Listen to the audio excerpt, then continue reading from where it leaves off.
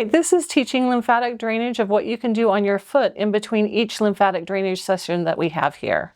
Your lymphatic system is divided into quadrants in your belly button, and everything from there up goes to your armpits, everything from there down goes to your hip crease.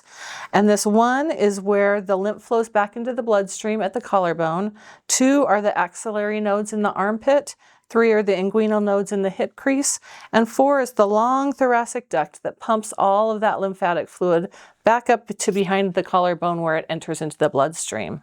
That same 1, 2, 3, 4 can be found on your foot, and I just want to be able to demonstrate how you can do that on your own.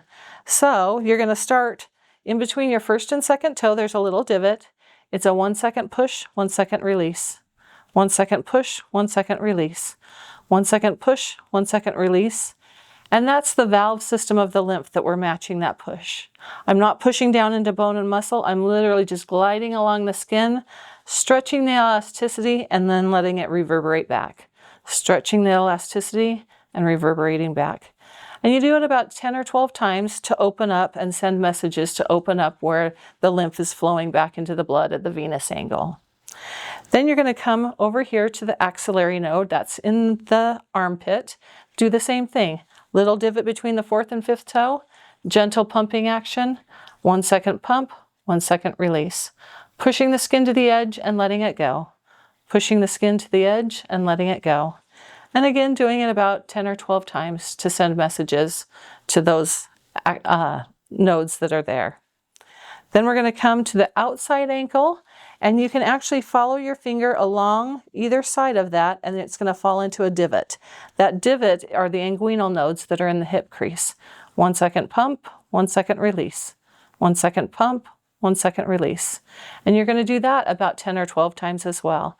Each of these are a stationary place where you're just pumping the lymph up towards the leg in each of these 3 stationary areas.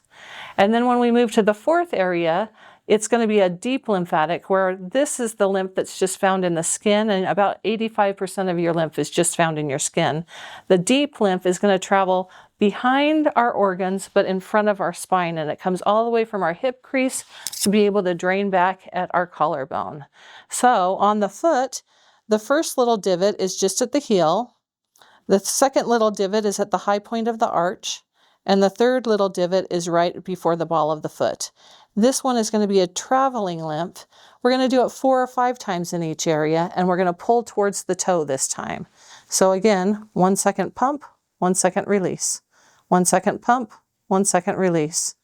Doing that about 4 or 5 times, and then just gently moving up and allowing that fluid to flow is what we're doing, is we're moving all of that fluid in that deep lymphatic system. After 4 or 5 times, I'm going to get to that little divot at the high point of the arch, and I just know that I'm on track.